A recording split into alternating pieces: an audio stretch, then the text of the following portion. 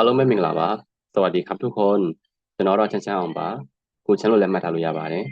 ထိုင်းစာရေးဖတ်သင်ခန်းစာအခန်းလေးအပိုင်း2ကနေပြီးတော့ကြိုဆိုပါတယ်အခန်းလေးအပိုင်း1မှာတော့စကားလုံးတွေကိုအတန်သေးအတန်ရှင်ခွဲခြားနည်းနှစ်နည်းကိုမျှဝေပေးခဲ့တာဖြစ်ပါတယ်အခုအပိုင်း2မှာတော့အတန်သေးအတန်ရှင်ကိုခွဲခြားပြီးတော့အတန်သေးစကားလုံးတွေအတွက်အတန်စရာကိုလေ့လာကြရမှာဖြစ်ပါတယ်သင်ခန်းစာအသစ်တွေကိုမလေ့လာခင်မှာသင်ခန်းစာအဟောင်းတွေကိုပြန်နှွေးဖို့မမေ့ပါနဲ့သင်ခန်းစာအသစ်ကိုပဲသွားပြီးတော့သင်ခန်းစာအဟောင်းတွေကပြန်ပြီးတော့မကြည့်ဘူးမလေ့လာဘူးမေ့သွားမယ်ဆိုလို့ရှိရင်ဘာမှအကျိုးရှိမှာမဟုတ်ဘူးเนาะအဲ့တော့သင်ခန်းစာအသစ်ကိုလည်းသွားသလိုသင်ခန်းစာအဟောင်းတွေကိုလည်းလေ့လာခဲ့ပြီးသားသင်ခန်းစာတွေကိုလည်းမမေ့အောင်လို့ခဏခဏပြန်ကြည့်ပြီးတော့ပြန်လေ့လာရပါမယ်သင်ခန်းစာအဟောင်းတွေအားလုံးကြည်ကြည်ညင်ညင်ရနေပြီဆိုတော့မှသင်ခန်းစာအသစ်ကိုဆက်ပြီးတော့သွားမှာဖြစ်ပါတယ်အခုသတိထားမှာကသင်ခန်းစာအဟောင်းတွေကိုပြန်ပြီးတော့လေ့လာရင်းနဲ့ပဲအချိန်ကုန်ပြီးတော့သင်ခန်းစာအသစ်ကိုမသွားနိုင်တာမျိုးလည်းပဲမဖြစ်စေနဲ့ပေါ့နော်ကိုယ့်ရဲ့စာလေ့လာချိန်ကိုကိုယ့်ဘာသာစီမံပြီးတော့သင်ခန်းစာအဟောင်းကိုတော့ဘယ်ချိန်မှကြည့်မယ်သင်ခန်းစာအသစ်ကိုတော့ဘယ်ချိန်မှလေ့လာမယ်သင်ခန်းစာအဟောင်းတွေကမှဘယ်အပိုင်းကိုပဲကိုကမရတာဖြစ်တဲ့အတွက်ကိုမရတဲ့အပိုင်းတွေကိုမေ့လောက်ပြီဆိုတဲ့အပိုင်းတွေကိုပြန်ပြီးတော့ကြည့်မယ်အဲ့ဒါမျိုးလုပ်ပြီးတော့မှသင်ခန်းစာအသစ်ကိုဆက်သွားတာကောင်းပါတယ်သင်ခန်းစာအသစ်လေးကိုသွားလိုက်အောင်နော်ခေါင်းစဉ်ကတော့วรรณยุกต์ของคำเป็นวรรณยุกต์ของคำเป็นคำเป็นဆိုတာကအတန်ရှင်ဖြစ်ပါတယ်ဝรรณยุกต์ဆိုတာကမိုက်เอกမိုက်โทမိုက်တရီမိုက်ချက်တော်ဝါဒီအတန်သင်္ကေတတွေကိုသုံးပြီးတော့ရေးသားထားတဲ့အတန်အနည်းအမြင့်ကိုဝရဏယုတ်လို့ခေါ်ပါတယ်အတန်ရှင်ရဲ့အတန်စရာကကျွန်တော်တို့အတွက်မစိမ့်ပါဘူးစာအသစ်မဟုတ်ပါဘူးဘာလို့လဲဆိုတော့ဒီစရာပုံစံဒီကျွန်တော်တို့အခြေခံအတန်၅မျိုးကိုစပြီးတော့လေ့လာတဲ့အခါမှာလေ့ကျင့်ခဲ့ပြီးသားလေ့လာခဲ့ပြီးသားအတန်စရာဖြစ်ပါတယ်အဲ့ဒီအတန်စရာကအတန်ရှင်အတန်စရာပဲဖြစ်ပါတယ်အတန်တင်အတန်စရာကတော့နောက်မှဆက်ပြီးတော့လေ့လာကြရမှာဖြစ်ပါတယ်โอเคအဲ့ဆိုလို့ရှိရင်คำเป็นจะมีเสียงวรรณยุกต์ตามหมู่ของอักษรคืออักษรกลางอักษรสูงและอักษรต่ำကျွန်တော်တို့အရှိကအခန်း3မှာအလယ်တန်းပြီးရဲ့အတန်5တန်အမြင့်တန်ပြီးရဲ့အတန်3တန်နဲ့အနိမ့်တန်ပြီးရဲ့အတန်3တန်ဆိုပြီးတော့ဇယားလေးတွေနဲ့ပြီးအလယ်အမြင့်အနိမ့်အလိုက်ခွဲခြားပြီးလေ့လာခဲ့ပြီးသားဖြစ်ပါတယ်အခုအတန်ရှင်စရာဆိုတာလည်းပဲအဲ့ဒီအတိုင်းပဲဖြစ်ပါတယ်ဘာလို့လဲဆိုတော့ကျွန်တော်တို့အဲ့ဒီအခန်း3မှာလေ့လာခဲ့တဲ့အလယ်တန်ပြီး5တန်အမြင့်တန်ပြီး3တန်အနိမ့်တန်ပြီး3တန်ဆိုတာတွေကလည်းအတန်ရှင်တွေပဲဖြစ်ပါတယ်အဲ့ဒီတုန်းကတော့အတန်ရှင်ဆိုပြီးတော့လေ့လာခဲ့ရတာမဟုတ်ဘဲနဲ့အလယ်တန်ပြီး5တန်အမြင့်တန်ပြီး3တန်အနိမ့်တန်ပြီး3တန်ဆိုပြီးတော့ဒီတစ်ခုချင်းစီအလိုက်အတန်တွေကိုလေ့လာခဲ့တာဖြစ်ပါတယ်အခုကတော့တခြားရှုထောင့်တစ်မျိုးကနေပြီးတော့ပြောင်းပြီးတော့လေ့လာကြရမှာဖြစ်ပါတယ်သင်ခန်းစာကတော့အတူတူပဲဒါပေမဲ့နားလည်ရမယ့်ပုံစံချင်းတော့ကွဲသွားတယ်အရှိမတော့ကတော့ကြီးတွေကိုခွဲခြားပြီးတော့လေ့လာတယ်ဒီခေါက်ကတော့အတန်ရှင်အတန်တွေခွဲပြီးတော့အတန်ရှင်ထဲမှာပါဝင်တဲ့စာလုံးပေါင်းတွေအတန်ထွက်တွေကိုသိဖို့အတွက်ကြတော့အခုအတန်ရှင်ဇယားဆိုပြီးတော့အတန်ရှင်ဇယားဆိုပြီးတော့ထပ်ပြီးလေ့လာကြရမှာဖြစ်ပါတယ်သူရှင်းပြထားတာက campaign အတန်ရှင်ဒီတဲ့จะมีเสียงวรรณยุกต์ตามหมู่ของอักษรအတန်ရှင်ဒီတဲ့အလယ်တန်ပြီးအမြင့်တန်ပြီးနဲ့အနိမ့်တန်ပြီးအလိုက်အတန်အနိမ့်အမြင့်ရှိပါတယ်ဇယားကိုကြည့်အောင်နော်ဇယားမှာပထမဦးဆုံးအတန်၅တန်ကိုအရင်ကြည့်မယ်เสียงสามัญเสียงเอกเสียงโทเสียงตรีเสียงจัตวาဒါတော့အခြေခံအတန်၅တန်အဲ့ဒီမှာပေးထားတဲ့ခေါင်းစဉ်ကအလယ်တန်ပြီးဖြစ်ပါတယ်อักษรกลางအလယ်တန်ပြီးကိုအတက်ပြီးမပါသေးဘူးเนาะကျွန်တော်တို့တရနဲ့စထားတယ်အလယ်တန်ပြီးတန်ရှည်တရပေါင်းမယ်ဆိုလို့ရှိရင်အတန်၅တန်ထွက်လို့ရပါတယ်မြင်တဲ့အတိုင်းပါပဲကာကာကာကာကာဆိုတဲ့အတန်၅တန်ဖြစ်ပါတယ်ကျွန်တော်တို့ကကောအာကာလို့မြင်နေရပေမဲ့ကောအာကာလောက်ပဲကြည့်ရမှာမဟုတ်ဘဲနဲ့ကောဆိုတာကအလယ်တန်ပြီးဖြစ်တယ်အာဆိုတာကတန်ရှည်တရဖြစ်တယ်အဲ့တော့အလယ်တန်ပြီးနဲ့တန်ရှည်တရနဲ့ပေါင်းမယ်ဆိုလို့ရှိရင်ဒီလိုအတန်၅တန်ထွက်လို့ရပါလားဆိုပြီးတော့မှတ်ရမှာဖြစ်ပါတယ်ကောကိုင်နေရာမှာတခြားအလယ်တန်ပြီးတွေဖြစ်တဲ့จอจานออ่างดอเด็กตอเต่าบอใบไม้ปอปลาကြိုက်တဲ့ပြီးအစားသွင်းလို့ရတယ်စရာအာနေရာမှာလည်းပဲစရာအာဆိုပြီးတော့သိရမှာမဟုတ်ဘဲနဲ့တန်ရှည်တရတွေဆိုပြီးတော့သိရမှာဖြစ်တယ်စရာဤစရာဥစရာအိုစသဖြင့် တန်ရှည်တရမှန်သမျှအစားသွင်းပြီးတော့နားလည်ရမှာဖြစ်ပါတယ်အဲ့တော့အလေတန်ပြီးနဲ့တန်ရှည်တရနဲ့ပေါင်းမယ်ဆိုလို့ရှိရင်အတန်9တန်ထွက်လို့ရပါတယ်အဲ့ဒီအတန်တွေကတော့ကောအာဆိုလို့ရှိရင်တော့ကာเสียงสามัญกาเสียงเอกกาเสียงโทกาเสียงตรีနဲ့กาเสียงจัตวาဖြစ်ပါတယ်လိုက်ဆိုကြည့်အောင်เนาะกากากากากากากากากากากากากากากาနောက်ထပ်တစ်တန်းမှာတော့အသက်ရှင်၅လုံးကိုပြထားပါတယ်အဓိပ္ပာယ်ကအလေတန်ပြီးတန်ရှည်တရနဲ့အသက်ရှင်ထဲ့မယ်ဆိုရင်လည်းပဲ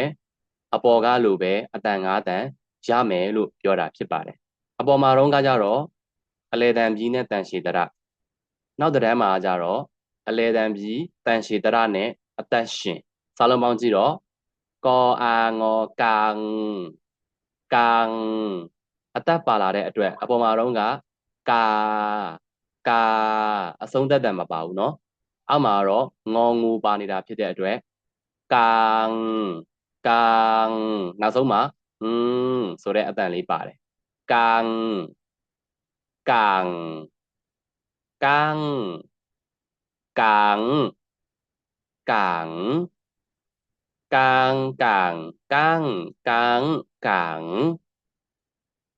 ကန်ကန်ကန်ကန်ကန်ဒါကတော့အလေတန်ပြီးအတွက်အတန်ရှင်စရာဖြစ်ပါတယ်အလေတန်ပြီးသွားတော့အမြင့်တန်ပြီးလာမယ်နော်အမြင့်တန်ပြီးမှာတော့အတန်3တန်ရှိတယ်တကယ်တမ်းကျတော့ဒီမှာခေါ်အခါဆိုပြီးတော့ဒီမှာရေးထားတာကခေါင်းစဉ်နဲ့လွဲနေပါတယ်ခေါင်းစဉ်ကเสียงสามัญဖြစ်ပါတယ်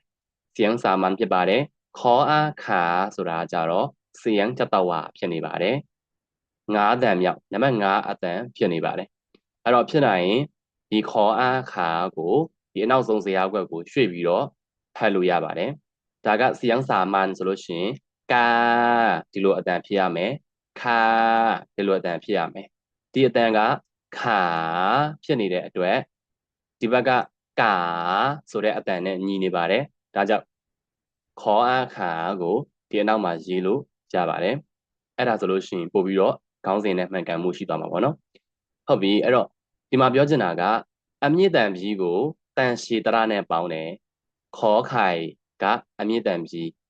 အဲ့တော့တခြားအမြင့်တန်ပြီးတွေလည်းလာပြီးတော့အစားသွင်းလို့ရရနော်အဲ့တော့ခေါ်အခါขาขาเอกขาขา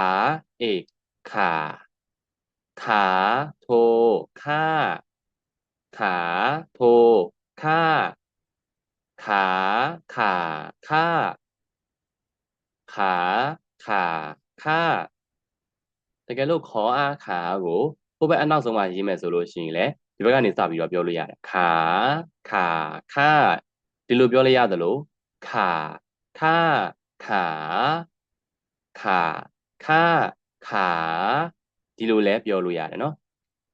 ဟုတ်ပြီဆိုတော့အမြင့်တန်ပြီးဆိုတာကအတန်3တန်ပဲထွက်လို့ရတာဖြစ်တယ်နော်မိုက်တရီမိုက်ကျတဝါ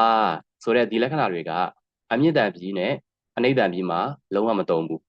အလယ်တန်ပြီးမှာပဲသုံးလို့ရတာဖြစ်တယ်အဲ့တော့အလယ်တန်ပြီးကတော့အတန်9တန်ထွက်လို့ရပြီမဲ့အမြင့်တန်ပြီးကတော့အတန်3တန်ပဲထွက်လို့ရပါတယ်သူထွက်လို့ရတဲ့3တန်ကိုကျွန်တော်တို့မှတ်ထားရမယ်မိုက် 8 လေးပါနေမယ်ဆိုလို့ရှိရင် CN8 ဖြစ်တဲ့အနိမ့်တန်ထွက်ရပါမယ်မိုက်ထိုပါနေရင်တော့ CN ထိုလို့ခေါ်တဲ့နှိမ့်ကြတန်ထွက်ရပါမယ်ဘာလက္ခဏာမှမပါရင်တော့အမြင့်တန်ပြီးရဲ့မူလအတန်ဒီCN ကျတဝါလို့ခေါ်တဲ့ဒီမိုက်ကျတဝါပါရမယ်အတန်ဖြစ်ပါတယ်အမြင့်တန်ပြီးကတော့မိုက်ကျတဝါမပါဘဲနဲ့ဒီအတိုင်းCN ကျတဝါထွက်နေတာဖြစ်ပါတယ်ဗျဟုတ်ပြီဒါကတော့အမြင့်တန်ပြီးကိုတန်ရှည်တရနဲ့ပေါင်းပြီးတော့ရသွားတဲ့အတန်9တန်ဖြစ်ပါတယ်နောက်တစ်ခါကျတော့အမြင့်တန်ပြီးတန်ရှည်တရပြီးရင်အနောက်မှာအသက်ရှင်ဆိုတာလေးထပ်ပြီးတော့ပါလာပါတယ်အသက်ရှင်ကတော့ပြထားတာက9လုံးဖြစ်ပါတယ်ဥပမာအနေနဲ့သုံးပြီးသွားတာကတော့ငေါငူတစ်လုံးနဲ့ဖြစ်ပါတယ် အဲ့တော့ခေါ်အာငေါขังขังအနောက်မှာသွားရင်းလည်းရတယ်နော်ခေါ်အာငေါขังขังเอกขังขังโทขัง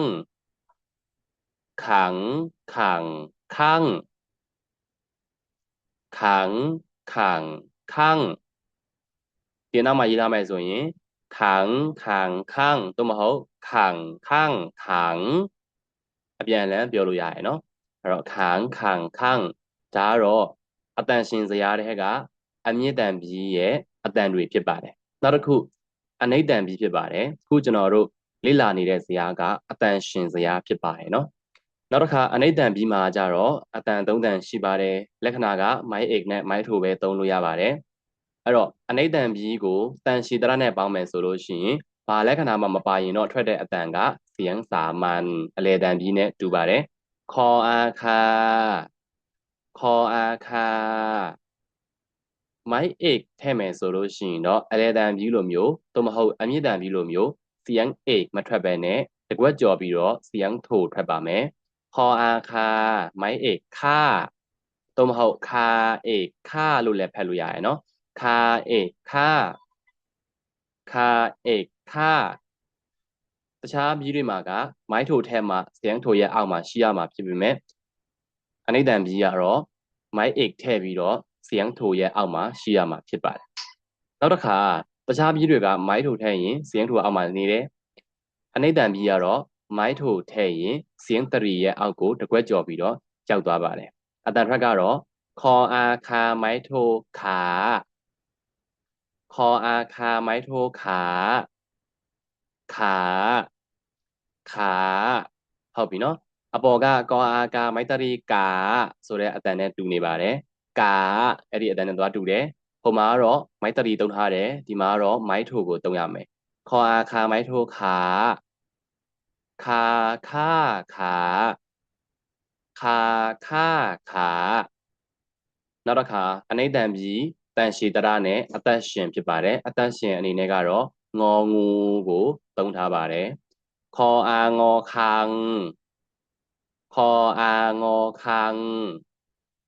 คังเอกคังคังเอกคังคังโทขังคังโทขังคังขังขังคังขังขังဒီစရာကိုလေ့လာတဲ့အခါမှာဆိုလို့ရှိရင်အလေတန်ရဲ့အမြင့်တန်ရဲ့အနိမ့်တန်ရဲ့ဘီးတွေခွဲပြီးတော့လေ့လာကြရမှာဖြစ်ပါတယ်အလေတန်အတွက်ဆိုလို့ရှိရင်အလေတန်ဘီးကိုတန်ရှည်တရနဲ့ပေါင်းမယ်ဆိုလို့ရှိရင်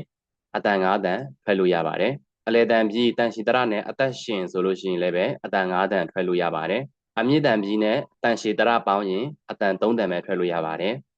အမြင့်တန်ဘီးတန်ရှည်တရနဲ့အသက်ရှင်ဆိုလို့ရှိရင်လည်းပဲအတန်၃တန်ပဲသုံးလို့ရပါတယ်အနိဋ္တန်ပြီးတန်ရှိတရပေါင်းမယ်ဆိုရင်လက္ခဏာနှစ်ခုနဲ့အတန်၃တန်ထွက်လို့ရပါတယ်သတိထားမှာကလက္ခဏာနဲ့အတန်နဲ့မကိုက်ပါဘူးလက္ခဏာကအတန်ကိုတစ်ကွက်တစ်ကွက်ကြော်ပြီးတော့ထွက်ရတာဖြစ်ပါတယ်နောက်တစ်ခါအနိဋ္တန်ပြီးတန်ရှိတရနဲ့အသက်ရှင်ဆိုလို့ရှိရင်လည်းပဲကျွန်တော်တို့အတန်၃တန်ပဲထွက်လို့ရတာဖြစ်ပါတယ်ဒီဇာတ်ကိုဒီလိုပုံစံနဲ့မှတ်မိအောင်ရေးပြီးတော့လေ့ကျင့်ရမှာဖြစ်ပါတယ်ဇာတ်ကိုကိုယ်တိုင်တည်ဆောက်နိုင်အောင်လေ့ကျင့်ကြရမှာဖြစ်ပါတယ်ဗျအဲ့တော့တစ်ခုသတိထားမှာကဒီဇာတ်ဒီအတန်ရှင်ဇာတ်ဖြစ်ပါတယ်အတန်ရှင်ဇာတ်မှာပါတဲ့တရသည်တန်ရှည်တရပဲဖြစ်ပါတယ်အရှိကသင်္ကန်းစာမှာတော့ကတန်ရှည်တရဆိုလို့ရှိရင်အတန်ရှင်တန်တို့တရဆိုလို့ရှိရင်အတန်သေးဆိုပြီးတော့ကျွန်တော်တို့မှတ်သားခဲ့ကြပြီးဖြစ်ပါတယ်အဲ့တော့ဒီဇာတ်မှာပါမဲ့တရသည်တန်ရှည်တရပဲဖြစ်ပြီးတော့ဒီဇာတ်မှာပါမဲ့အသက်တွေအားလုံးဒီလည်းပဲအသက်ရှင်ပဲဖြစ်ပါတယ်ဘာလို့လဲအရှိကသင်္ကန်းစာမှာတော့ကအခုပြထားတဲ့အသက်၅လုံးပါရင်ခံပင်အတန်ရှင်ဖြစ်တယ်တခြားအသက်၃လုံးဖြစ်တဲ့ကောไก่ဒေါ်เด็กနဲ့ပေါ်ပဲမိုင်းပါရင်တော့အတန်တည်ဖြစ်တယ်အခုဒီဇာတ်ကအတန်ရှင်ဇာတ်ဖြစ်တဲ့အတွက်အတန်ရှင်နဲ့ဆိုင်တဲ့တရနဲ့အသက်ပြီးကိုပဲအသုံးပြုရတာဖြစ်ပါတယ်ဗျသင်္ကန်းစာမဆုံးခင်မှာတစ်ခေါက်လောက်ပြောကြည့်ရအောင်နော်အတူတူပြောကြည့်မယ်နော်ကာကာကာကာကာกังกังกังกังกัง ขาค่